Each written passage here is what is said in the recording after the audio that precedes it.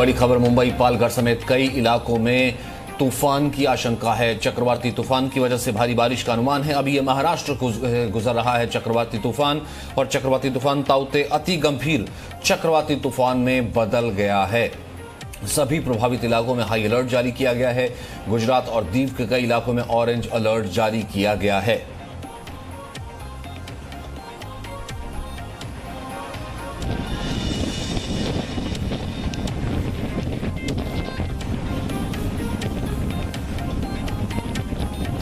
और चक्रवाती तूफान ताउते कई राज्यों को पार कर चुका है। केरल, कर्नाटक, गोवा के बाद अब ये चक्रवाती तूफान गुजरात पहुंचने वाला है।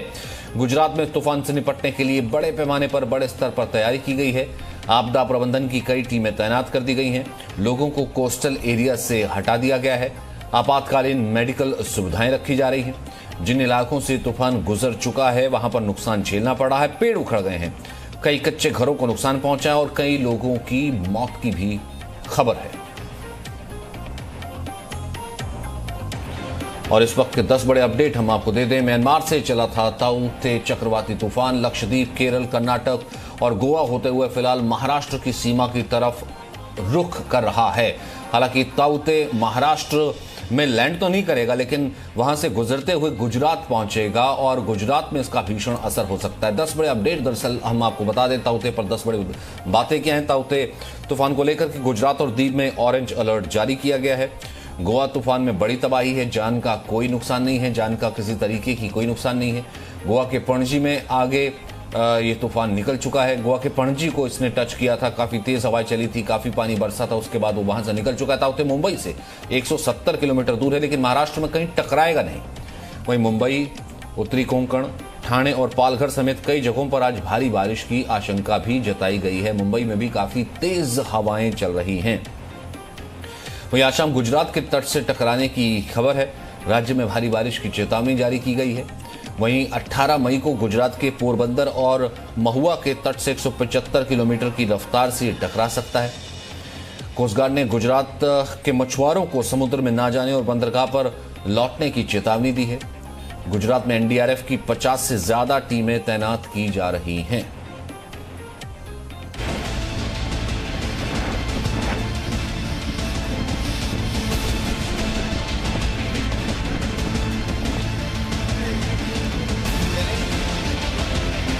चार राज्यों के पार ताउते तूफान।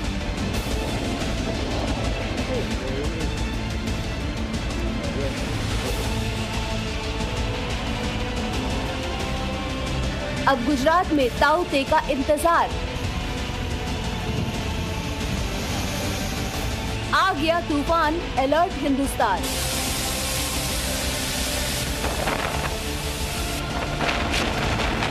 चार राज्यों से गुजर चुका ताउते तूफान अब गुजरात में एंट्री करने जा रहा है।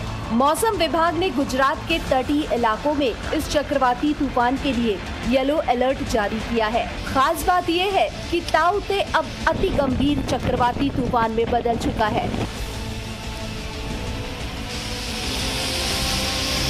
चक्रवात ताउते बहुत ही गंभीर चक्रवाती तूफान में बदल गया और गुजरात के समुद्री तट की ओर आगे बढ़ रहा है। आईएमडी ने बताया कि उत्तर पश्चिम की ओर बढ़ने और 17 मई की शाम तक गुजरात के समुद्र तट पर पहुंचने की बहुत संभावना है। आज शाम तक ये तूफान गुजरात के तट से टकराएगा और गुजरात में भारी बारिश हो सकती है। इसके बाद 18 मई की सुबह ये तूफान गुजरात के पोरबंदर और भावनगर जिले की महुआ बीच होते हुए गुजरात तट से पार कर जाएगा। हालात से निपटने के लिए गुजरात में एनडीआरएफ की 50 से अधिक टीम को तैनात किया गया है। लोगों को तटीय इलाके से निकाला जा रहा है।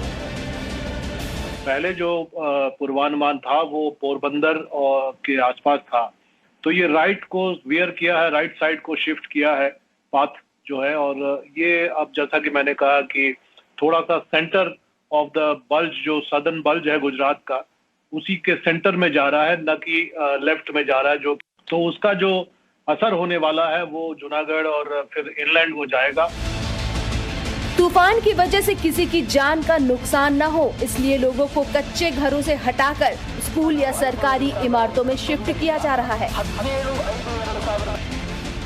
केंद्रीय गृह मंत्रालय इस तूफान को लेकर अलर्ट है। गृह मंत्रालय में नियंत्रण कक्ष बनाया गया है। अमित शाह खुद हालात की निगरानी कर रहे हैं।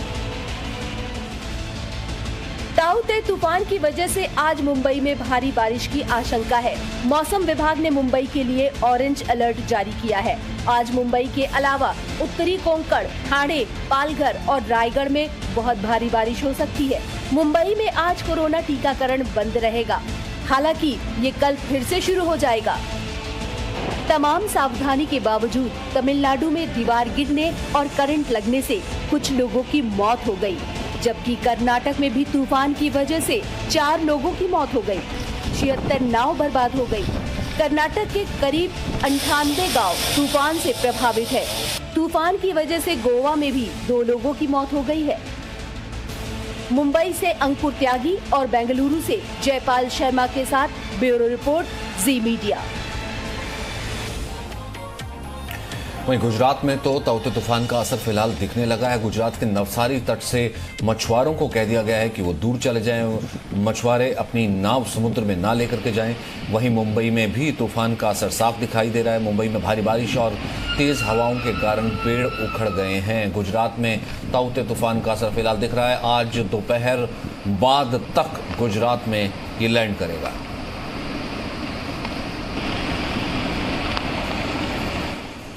अब आपको बताते हैं कि इसका असर कहां-कहां हुआ है और कहां-कहां इसका असर अभी होना है। केंद्र शासित प्रदेशों में भी इस तूफान का असर है। गुजरात में क्योंकि समुद्र का जलस्तर बढ़ गया है, समुद्र के साथ लगते जो कोस्टल इलाके हैं, समुद्र में ऊंची ऊंची लहरें उठ रही हैं। महाराष्ट्र में मुंबई में कई जगह पेड़ गिर गए हैं, बहुत तेज हवाएं चल रही हैं। मुंबई में आज वैक्सीनेशन को टाल दिया गया है। वहीं कर्नाटक में 4 लोगों की मौत की खबर है। 70 गाँव में तबाही पहुंची है। तमिलनाडु की अगर बात करें तो तमिलनाडु में भी इसका इफेक्ट नजर आया। कन्याकुमारी में बारिश अब भी जारी है।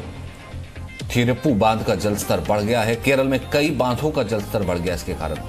वहीं गोवा में 2 लोगों की मौत की खबर है। कई इलाकों में फिलहाल बिजली नहीं है इस तूफान और तेज बारिश के कारण।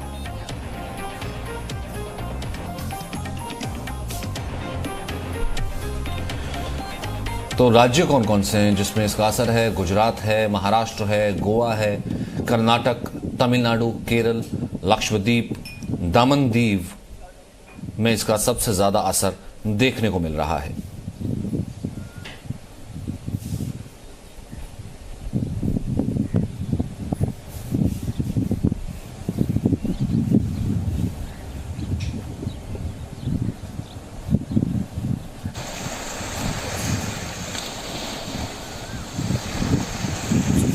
अंकुर त्यागी इस वक्त हमारे साथ मुंबई से जुड़ रहे हैं और जयपाल हमारे साथ बेंगलुरु से जुड़ रहे हैं। दक्षिण भारत का रुख भी हम करेंगे, लेकिन फिलहाल अंकुर आपके पास आना चाहूंगा। मुंबई में फिलहाल मौसम कैसा है? महाराष्ट्र में हालांकि इसने लैंड तो नहीं करना, लेकिन असर तो दिख रहा था और मुंबई से गुजरात तक पहुंचेगा। फिलहाल की क्या स्थिति और क्या पिक्चर है? सचिन, मैं आपको सीधी जो तस्वीर दिखा रहा हूं मुंबई का जो कोस्टल इलाका है, खासतौर पर जुहू बीच का जो इलाका है, वहां से आपको तस्वीरें दिखा रहा हूं। आपको समुद्र में जो इस वक्त लहरों का जो करंट है वो आपको देखने के लिए मिल जाएगा। सी बहुत ज्यादा रफ है।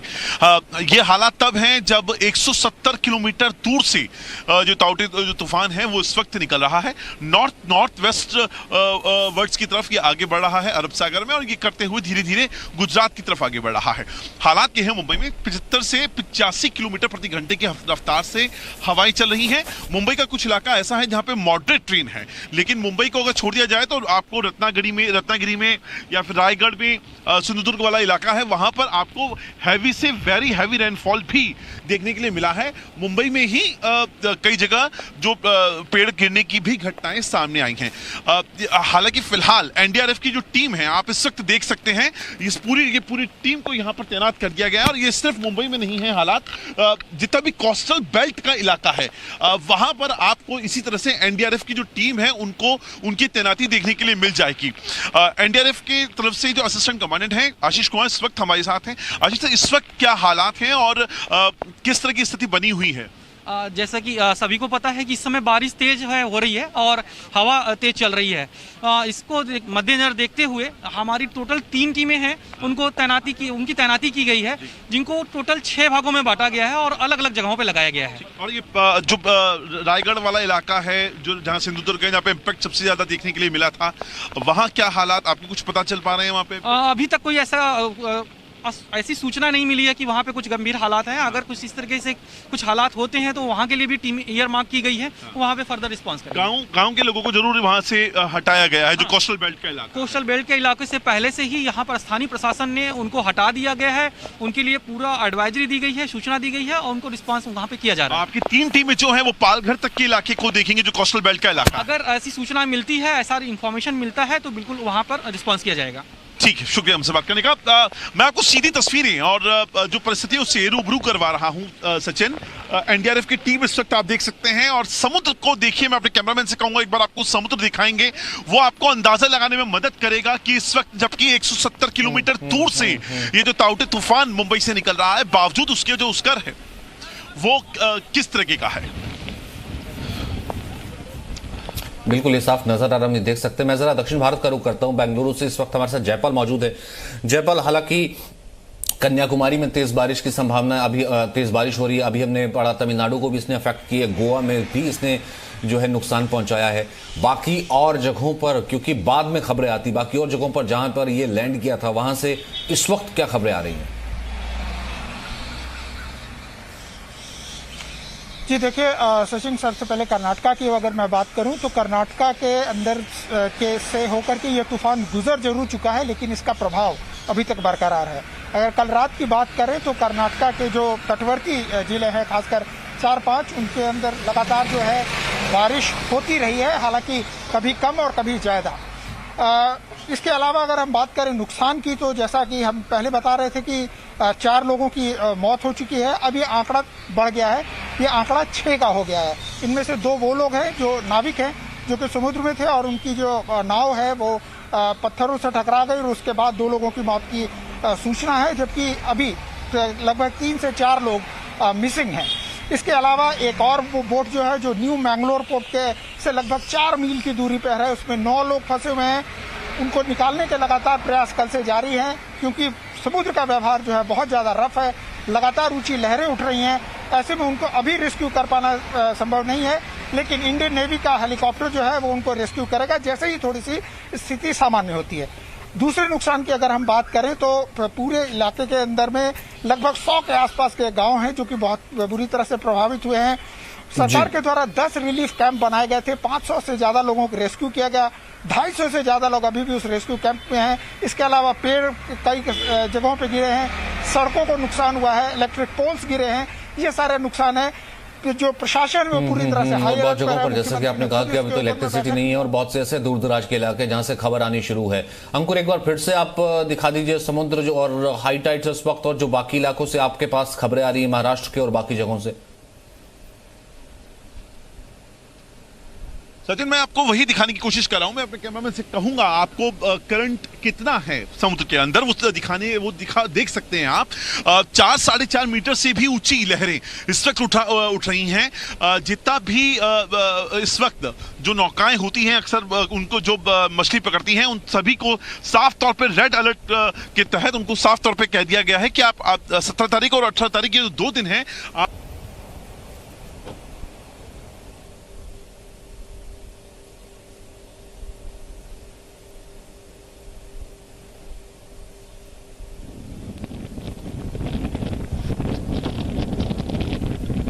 अंकुर, आपकी आवाज में कुछ दिक्कत आ रही है, मैं इसको ठीक करवाता हूं, लेकिन ये तस्वीरें साफ दिखा रही कि किस तरीके से समुद्र में जो है उफान बहुत ज्यादा है। ये तो अभी मुंबई की खबर है जहां पर तेज बारिश हो रही है। इसके अलावा अगर हम बात करें गुजरात के इलाकों की, आपने कहा कि रत्नागिरी की बात करें तो वहां पर इसका काफी असर है। हालांकि महाराष्ट्र से 170 किलोमीटर दूर से ये गुजर रहा है। अंकुर, अपनी बात पूरी कीजिए, अब आवाज आ रही है आपकी।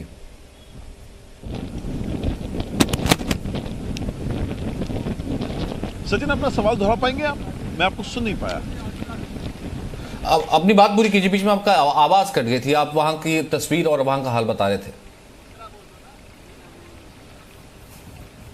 तो मैं आपको परिस्थितियां दिखाने की कोशिश कर रहा हूं, क्योंकि ये हालात तब हैं जब मुंबई से 170 किलोमीटर दूर अंदर समुद्र से ये जो ताउते जो तूफान है वो नॉर्थ वेस्टवर्ड की तरफ आगे बढ़ना शुरू हो चुका है। और यहां से निकलते निकलते आज शाम तक ये गुजरात का जो कोस्टल इलाका है वहां टच कर जाएगा। और पोरबंदर के पास में ही महुआ नाम की एक जगह है जहां पर इसको लैंड होना है। और ये भी जो मौसम विभाग कह रहा है, जैसे जैसे ये जो तूफान है ये आगे बढ़ रहा है, इसकी जो इंटेंसिटी है वो भी बढ़ती जा रही है। और इसीलिए गुजरात के इलाके में खास तौर पे ऑरेंज अलर्ट तक दे दिया गया है। मुंबई और मुंबई के इलाकों में ये येलो अलर्ट था, यानी जो अलर्ट का जो लेवल है उसको एक कदम आगे बढ़ा दिया गया है, क्योंकि जैसे जैसे इसकी इंटेंसिटी बढ़ेगी और ये लैंड पर से टकराएगा पोरबंदर के आसपास का जो इलाका है महुआ का। क्योंकि फिलहाल ही आपने पोरबंदर का जिक्र किया, मैं गुजरात कर लेता हूं। इस वक्त हमारे साथ गुजरात से भी हमारे संवाददाता मौजूद हैं, उनसे हम बात करने की कोशिश करते हैं। आपसे मैं जानना चाहूंगा अर्पण, इस वक्त स्थिति क्या है गुजरात के तमाम इलाकों की, क्योंकि अब गुजरात का ही ऑरेंज अलर्ट है, दीव का ही ऑरेंज अलर्ट है। बिल्कुल, मैं आपको ये अपडेट्स बताना चाहूंगा। जो ऑरेंज अलर्ट था अब उसको रेड कर दिया गया है, जो मौसम विभाग है उसके द्वारा। अभी मैं गुजरात के वेरावल जिले में हूं। सोमनाथ जो प्रसिद्ध शिवालय है वहां से नजदीकी इलाका है वेरावल। आप मेरे पीछे देख सकते हैं समुद्र में जो उठती जो लहरें है वो प्रति मिनट और भी गंभीर हो रही है। जिस तरह से मौसम विभाग ने जो चेतावनी दी है साइक्लोन तोकते हैं वो आज देर शाम तक गुजरात का जो समुद्री इलाका है वहां तक पहुंच जाएगा। अभी जिस तरह से जो इन्फॉर्मेशन मिल रही है वो गुजरात से कोस्ट से तकरीबन 990 किलोमीटर दूर है और केंद्र शासित जो प्रदेश है दीव, वही जो गुजरात के साउथ में आया हुआ है, वहां से वो 250 किलोमीटर दूर है। यानी जिस तरह से प्रति मिनट आगे बढ़ रहा है साइक्लोन और उसकी इंटेंसिटी है वो भी बढ़ रही है। आप माहौल भी देख सकते हैं, समंदर में जो लहरें हैं वो लगातार ऊंची होती जा रही है और जो जिस तरह का पूरा माहौल है अब बूंदाबांदी भी शुरू हो गई है। जो पवन की जो गति होगी वो 150 से 185 किलोमीटर प्रति घंटे की रहने की आशंका मौसम विभाग ने जताई है। इस पर से हम अंदाजा लगा सकते हैं कि जिस वक्त ये साइक्लोन तोकते गुजरात के समुद्री किनारे से टकराएगा तब वहां के हालात किस तरह से होंगे। हालांकि आने वाले तूफान को लेकर जो स्टेट गवर्नमेंट है वो भी चाक चौबंद है। जो संभावित इलाके हैं जहां पर इसकी असर होनी है उसको लेकर भी लोकल एडमिनिस्ट्रेटिव है वो पूरे अलर्ट मोड पर है। पूरे गुजरात की बात करें तो 17 जिले ऐसे हैं जहां पर इसकी असर होने को है। उसके 655 गांव है, उसमें से तकरीबन 1 लाख से ज्यादा लोगों को इवैक्यूएट कर दिया गया है। जो साइक्लोन सेंटर है या फिर जो ऐसे सुरक्षित जगह है वहां पर उनको ले जाया गया है। एनडीआरएफ की भी 45 से ज्यादा जो टीमें हैं वो अलग अलग 17 जिलों में डिप्लॉय कर दी गई है। एसडीआरएफ की जो टीमें हैं उनको भी तैनात कर दिया गया है। बस अब देर है कि कब ये जो साइक्लोन है वो गुजरात से टकराएगा, क्योंकि जिस तरह की चेतावनी मौसम विभाग ने दी है बड़े पैमाने पर जो नुकसान है वो हो सकता है, क्योंकि जो पवन की जो गति है 150 से 185 किलोमीटर प्रति घंटे की होने की जो आशंका जताई है मौसम विभाग ने। अभी ये जो समंदर है गुजरात के अलग अलग जिलों से कोस्टल एरिया से जुड़ा हुआ जो समंदर है वहां पर समुद्र और भी एक कह सकते हैं कि गंभीर होता दिख रहा है। जी, और इस वक्त लेटेस्ट अपडेट ये है कि ताउते तूफान महाराष्ट्र 170 किलोमीटर दूरी से गुजरा है। रत्नागिरी पर इसका असर देखने को मिला है। गुजरात में कुछ ही देर बाद ये लैंड करेगा। गुजरात के तमाम इलाकों में बहुत तेज बारिश की संभावना, बहुत तेज बारिश हो रही। दीव में भी ऑरेंज अलर्ट को फिलहाल मौसम विभाग ने रेड अलर्ट में तब्दील कर दिया गया है। किन किन राज्यों में इसका असर है वो हम आपको दिखाते हैं। गुजरात में सबसे ज्यादा असर देखने को फिलहाल मिल रहा है। महाराष्ट्र में भी तमाम जगहों पर बारिश हो रही है। समुद्र में काफी ऊंची लहरें हैं। गोवा में इसने अपना कहर दिखाया। कर्नाटक, तमिलनाडु, केरल, लक्षद्वीप और दमन दीव में भी इसका काफी असर देखने को मिला है। दमन दीव में अभी अलर्ट जारी किया गया है।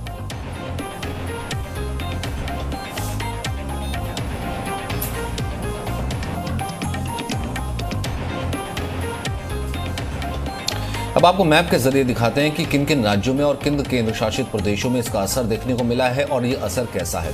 गुजरात की अगर हम बात करें तो जो कोस्टल इलाके हैं वहां समुद्र का जलस्तर बढ़ गया है। समुद्र में ऊंची ऊंची लहरें हैं। महाराष्ट्र में बहुत से ऐसी जगह जहां पर पेड़ गिर गए हैं। मुंबई में आज वैक्सीनेशन का काम नहीं होगा क्योंकि काफी तेज बारिश चल रही है। मुंबई में काफी जगहों पर पेड़ गिरे हैं। कर्नाटक में 4 लोगों की फिलहाल मौत की खबर है। 70 गांव में इसने तबाही मचाई है। 70 गांव से ऐसी खबरें आ रही हैं कि ताउते तूफान के कारण काफी तेज बारिश और नुकसान हुआ है। तमिलनाडु का जिक्र करें तो कन्याकुमारी में भारी बारिश अब भी जारी है। थिप्रिप्पू बांध का जल स्तर बढ़ गया है। केरल में भी कई बांधों का जल स्तर बढ़ गया है। गोवा में 2 लोगों की मौत की खबर है। कई इलाकों में बिजली नहीं है।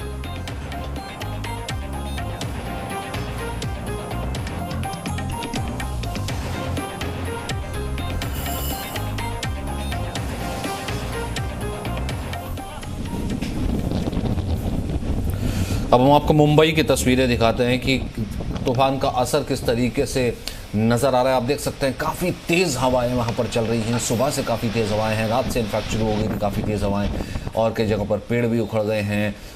हाई टाइड की आज दोपहर को काफ़ी आशंका जताई गई है क्योंकि समुद्र का जल स्तर बढ़ गया है। काफ़ी तेज़ वहाँ पर बारिश हो रही है। मुंबई की कई इलाकों में तेज़ बारिश है। महाराष्ट्र के जो कोस्टल इलाके हैं, कोस्टल बेल्ट है, वहाँ पर काफ़ी तेज़ बारिश है। वहाँ पर भी समुद्र का जल स्तर है। मछुआरों को सलाह दी गई है कि वो आज समुद्र में ना जाए।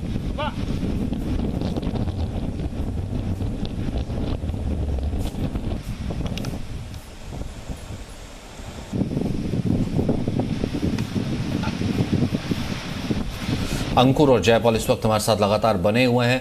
अंकुर, सबसे पहले एक बार आपके पास अगर कुछ और लेटेस्ट इन्फॉर्मेशन है वो बता दीजिए, क्योंकि जैसे जैसे ये तूफान महाराष्ट्र को क्रॉस करके आगे की तरफ जा रहा है, फिलहाल तो मौसम विभाग ये कह रहा है कि इसकी इंटेंसिटी और बढ़ती जा रही है।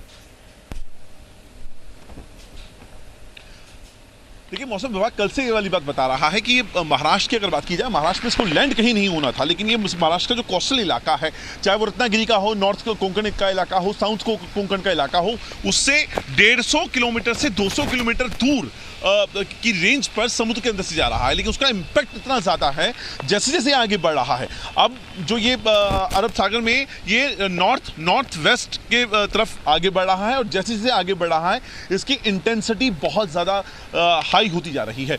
तो तस्वीरों के जरिए हम आपको दिखाने की कोशिश करेंगे। अभी फिलहाल ये जो हमें बताया जा रहा है कि 170 किलोमीटर दूर मुंबई से ये निकल रहा है समुद्र के अंदर से, लेकिन सी कितना ज़्यादा रफ है ये इस बात को समझा रहा है कि करंट बहुत ज़्यादा है, इम्पैक्ट इस पूरे इलाके में बहुत ज़्यादा है। आप यहाँ से आगे की तरफ जब ये पालघर होते हुए ये जब आगे की तरफ बढ़ेगा पोरबंदर की तरफ, तब तक शाम तक का वक्त होगा जब ये पोरबंदर पहुँचेगा और तब तक इसकी इंटेंसिटी और भी ज़्यादा हाई हो जाएगी। मैं मुंबई के लिहाज से बात करूं तो 75 से 85 किलोमीटर प्रति घंटे की रफ्तार से इस वक्त हवाएं मुंबई में चल रही हैं। और सिर्फ मुंबई नहीं, मुंबई का जो पूरा कैचमेंट एरिया जो इस जो ताउते जो तूफान है उसकी चपेट में जो आ रहा है, वहां पर कई ऐसी जगह हैं जहां पे मॉडरेट रेन हो रही है। मुंबई में भी इस वक्त कुछ इलाके ऐसे हैं जहाँ पे मॉडरेट रेन है, लेकिन कई इलाके ऐसे हैं जहाँ पे हैवी और वेरी हैवी रेनफॉल देखने के लिए मिल रहा है और ये सिलसिला आज शाम तक लगातार बरकरार रहेगा। आने वाले 2 दिनों तक मछुआरों समेत किसी भी शख्स को समुद्र का जो कोस्टल इलाका है वहाँ पर जाने की इजाज़त नहीं है। इस तरह के रेड फ्लैग यहाँ पर लगा दिए गए हैं और जो पूरा कोस्टल इलाके में एनडीआरएफ की जो टीम है उसको तैनात कर दिया गया है। लाइफ जो गार्ड होते हैं जो समुद्र के किनारे पर होते हैं अक्सर लोगों की जान बचाने के लिए। अगर मैं जुहू बीच की बात करूं तो यहाँ पर ही 10 लोगों की टीम है जिसमें 5 पॉइंट बनाए गए हैं। हर पॉइंट पर 2 लोगों को रखा गया है। कोई भी अनहोनी होती है या कोई भी किसी भी शख्स के साथ कोई हादसा होता है उससे बचाने के लिए कंटिजेंसी प्लान के तौर पर। तो फिलहाल हालात ये हैं। बिल्कुल, और हालात कोई बहुत ज़्यादा अच्छे नहीं है जिस तरीके से आपने कहा कि जैसे आगे बढ़ रहा है, और शायद इसकी संभावना थी भी, इसका अंदेशा कहीं ना कहीं था। तभी गृह मंत्री जो हैं वो लगातार इसको लेकर के अलर्ट हैं, वो बैठक कर रहे थे, वो मीटिंग कर रहे थे, वो लगातार संपर्क में थे। प्रधानमंत्री ने खुद इसको लेकर के बैठक की है। खुद गृह मंत्री ने कहा था कि जो कोस्टल एरिया उनकी जो लाइट है वो नहीं जानी चाहिए, क्योंकि इस वक्त देश पहले ही एक और महामारी पेंडेमिक से जूझ रहा है और ऊपर से इस तूफान का आना उन जगहों पर नुकसान काफ़ी ज़्यादा हो सकता है। जयपाल, अब क्योंकि ये सदर्न स्टेट से निकल चुका है, अब खबरें आ रही हैं कि बहुत से गांव में इसने नुकसान पहुंचाया है। जी बिल्कुल सचिन, देखिए इसकी उम्मीद पहले ही की जा रही थी, क्योंकि जिस तरह की गति थी, जिस तरह की तेज हवाएं चलनी थी, तो इस सारी चीज़ों को ध्यान में रख करके राज्य सरकार ने अपनी ओर से पहले से इंतजाम किए थे। और जैसा कि तूफान गुजर जाने के बाद होता है कि जो वाकई नुकसान जो होता है उसकी खबरें हमारे पास बाद में आती हैं। तो फिलहाल जो हमारे पास खबरें हैं उसके मुताबिक इस वक्त कर्नाटका के 20 ताल्लुक टोटल और लगभग 100 के आसपास गांव जो हैं वो इससे बुरी तरह से प्रभावित हुए हैं। इसके अलावा जो है पहले 4 का आंकड़ा आ रहा था मौत का और अभी 6 का आंकड़ा आ रहा है। हालांकि आंकड़ा और बढ़ भी सकता है। 6 ह्यूमन लॉस का आंकड़ा हमारे सामने आ रहा है। इसके अलावा कई सड़कों को नुकसान पहुंचा है, कई इलेक्ट्रिक पोल्स गिरे हैं, पेड़ों के गिरने की खबर आ रही है और उसके साथ साथ कच्चे मकान, जो कि खास करके जो समुद्री तट के हिस्से में जो कच्चे मकान होते हैं उनके ऊपर तेज हवाओं का और तेज बारिश का जबरदस्त असर पड़ता है, उसका काफ़ी नुकसान हुआ है। इलेक्ट्रिक लाइंस जो हैं वो कई जगह पर डिस्टर्ब हुई हैं। लगभग 3000 जगह पर ऐसा बताया जा रहा है कि इलेक्ट्रिक लाइंस डिस्टर्ब हुई हैं। 10 रिलीफ सेंटर बनाए गए थे और उसके अंदर में लगभग 500 आदमियों को रेस्क्यू किया गया था, जिसमें से 200 से ज़्यादा लोग जो है अभी वो रिलीफ सेंटर में, उन्हें तब तक रखा जाएगा जब तक स्थिति सामान्य नहीं हो जाती।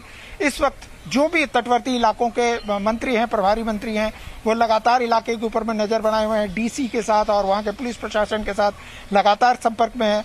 मैंगलोर के अंदर में न्यू मैंगलोर पोर्ट पे जैसा मैंने बताया कि एक बोट जो है वो लगभग 4 माइल दूर जयपाल, जब होता क्या है, क्योंकि कोस्टल इलाके और आसपास पॉपुलेशन तो होते हैं, मछुआरे भी रहते हैं और बस्तियां भी होती हैं। आप सिर्फ इतना कर सकते हैं कि पहले से तैयारी कर सकते हैं, और तैयारी जिस तरह से भले कैटरीना तूफान आया, उससे पहले जो और तूफान आया एल निनो आया था, तो जैसे तैयारी की थी भारत में, कम से कम डिजास्टर मैनेजमेंट इस चीज को लेकर के काफी ज्यादा दुरुस्त रहता है। तो कुल मिलाकर के फिलहाल कहां, ठीक है, इस वक्त एक और बड़ी खबर आ रही है, उसका रुख कर लेते हैं। नारदा स्टिंग मामले में सीबीआई जांच तेज कर दी गई है। इस वक्त की ये बड़ी खबर है, इस वक्त ये बड़ी खबर आ रही है।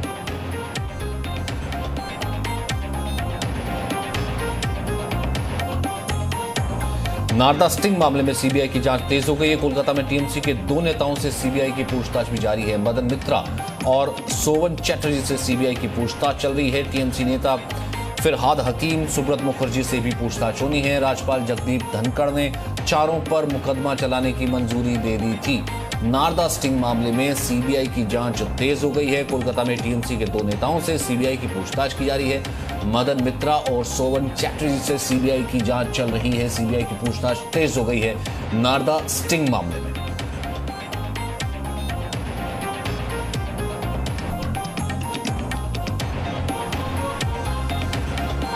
तो नारदा स्टिंग मामले में सीबीआई की जांच तेज हो गई है। कोलकाता में टीएमसी के 2 नेताओं से सीबीआई की पूछताछ हुई है। मदन मित्रा और सोवन चैटर्जी से सीबीआई की पूछताछ हुई है।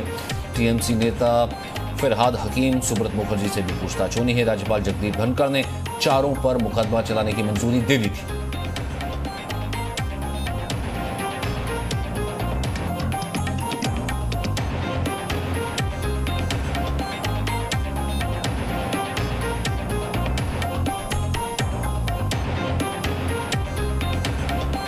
तो एक बार फिर से हम रुख करते हैं ताउते तूफान का, क्योंकि हमारे साथ लगातार अंकुर भी बने हुए हैं महाराष्ट्र और गुजरात और आसपास के जो इलाके जहां पर इसकी इंटेंसिटी और ज़्यादा हो सकती है, वहां से जानकारी दे रहे हैं। साथ ही साथ हमारे साथ जयपाल भी बने हुए हैं। तमिलनाडु, कर्नाटक और बाकी जो सदर्न स्टेट थे उसमें क्या हालात हैं, लेकिन गुजरात की कौन कौन से ऐसे ज़िले हैं जहाँ पर इसका सबसे ज़्यादा नुकसान होने की आशंका है, जहाँ पर ये लैंड करेगा तो उसके लिए रेड सिग्नल जारी किया गया है और रेड अलर्ट जारी किया गया है, वो हम आपको बताते हैं।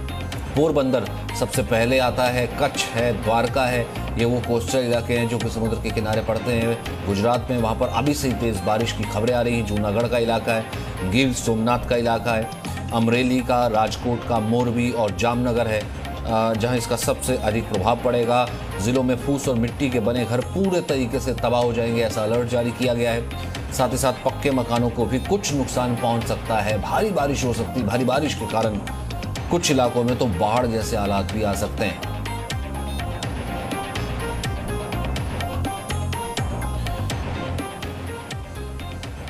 अंकुर, इसका जिक्र आपने कल भी किया कि मौसम विभाग लगातार ये कह रहा था कि इसकी इंटेंसिटी आगे ये बढ़ेगी। अब उस लिहाज से अगर मैं बात करूं तो अलर्ट तो जाहिर सी बात है केंद्र में भी था। खुद मैंने कहा कि खुद अमित शाह, खुद प्रधानमंत्री ने भी बैठक की थी। डिजास्टर मैनेजमेंट के हिसाब से फिलहाल कैसी तैयारियां हैं आने वाले इस अलर्ट से निपटने के लिए?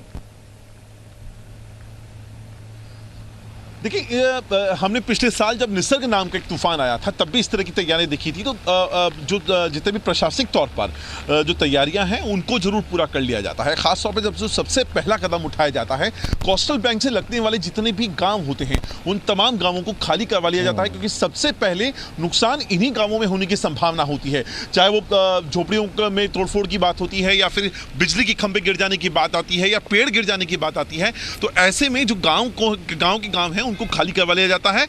मैं महाराष्ट्र की अगर आपसे बात करूं, चूंकि कल शाम को ही यहां पर आ गया था, रायगढ़ वाला जो इलाका है, कोंकण वाला जो इलाका है, वहां 30 से 32 गांवों को खाली करवा दिया गया था। दूसरा, फिलहाल कोरोना वक्त का काल चल रहा है, वैक्सीनेशन का प्रोसेस चल रहा था, उस प्रोसेस को पूरे अभी 2-3 दिन के लिए पोस्टपोन्ड कर दिया गया है। तीसरा, मैं मुंबई के लिहाज से बात करूं तो 580 से ज़्यादा मरीज ऐसे हैं जो जंबो सेंटर्स, जो टेम्पररी ढांचे में जो जंबो सेंटर्स बनाए गए थे वैक्सीनेशन कोविड के, वहां से उनको शिफ्ट करा दिया गया है। उनमें से अधिकतर वो हैं जो आईसीयू के मरीज थे, उनको अब पक्के जो एस्टेब्लिशमेंट जो हॉस्पिटल्स हैं वहां पर उनको शिफ्ट किया गया है। जो तैयारियों का लेवल है वो इस तरीके का होता है ताकि लोगों के जान माल की जो हानि है उसको कम से कम किया जा सके। जाहिर सी बात है, उसको कम से कम किया जा सके कोस्टल इलाके में, क्योंकि मिनिमाइज ही किया जा सकता है चीज़ों को। और तभी, जैसे कि जयपाल भी बता रहे हैं कि बहुत सी ऐसी जगह होती जो सुदूर होती, जहां पर तैयारियां पहुंचती हैं और वहां पर खबरें जो हैं वो बाद में आती। बहुत से ऐसे छोटे छोटे विलेजेस होते हैं जो कि समुद्र के किनारे लगते हैं, भले वो कर्नाटक के कुछ हों या फिर कन्याकुमारी के आसपास के रहे हों, तमिलनाडु के रहे हों, या फिर केरला में भी इसका असर देखने को मिला है। जयपाल जी बिल्कुल, जिस तरह के अनुमान लगाए गए थे उसके मुताबिक तैयारियां की गई थी। एनडीआरएफ और एसडीआरएफ कई टीमों को तैनात किया गया था, लेकिन जिस वक्त ये तूफान आता है, यानी जिस वक्त जबरदस्त बारिश हो रही होती है या तेज हवाएं चल रही होती हैं, दरअसल उस वक्त जो ये रेस्क्यू टीमें होती हैं उनका काम सिर्फ इतना है, वेट एंड वॉच, ताकि वो तभी उस स्थिति में बाहर निकल सकते हैं जब तक पानी बरसना बंद ना हो जाए या जब तक हवाएं कम ना हो जाए। उसके बाद ही दरअसल ये पता चल पाता है कि इसमें नुकसान क्या हुआ। और इसीलिए सरकार की हमेशा ही कोशिश ये रहती है कि जब भी इस तरह के तूफान की आशंका हो, पहले से ही अलर्ट को जारी करना, पहले से ही लोगों को जो तटवर्ती इलाके हैं खास करके जो कच्चे मकानों में रहते हैं, उन मकानों में से लोगों को रेस्क्यू करना, उनको निकालना। हालांकि लोगों की जिद रहती है। कर्नाटक की पहली जिन 4 मौतों की हम बात कर रहे हैं उसमें से 2 मौतें कम से कम ऐसी हैं जिनमें मकान की छत गिरने के बाद जो है व्यक्ति की मृत्यु हुई है। यानी वो लोग हैं जो अपने आप को फिलहाल संख्या 4 थी, अब ये संख्या 6 हो सकती, लेकिन फिर भी ये तैयारियों का नतीजा था। वरना तो इस तरह के जब तूफान आते हैं तो जिसे कहते हैं बेहताशा तबाही जो है करके जाता है, लेकिन फिर भी जो है एनडीआरएफ है और जो बाकी एजेंसी उन्होंने अपनी तैयारी पूरी की हुई थी। इस कारण से उस तरफ से तो निकल गया, फिलहाल गुजरात की तरफ भी अभी तैयारी की जा रही है। आप दोनों का बहुत बहुत शुक्रिया। Presenting B news app available on Google play and app store. Download it now. Presenting B News app available on Google Play and App Store. Download it now.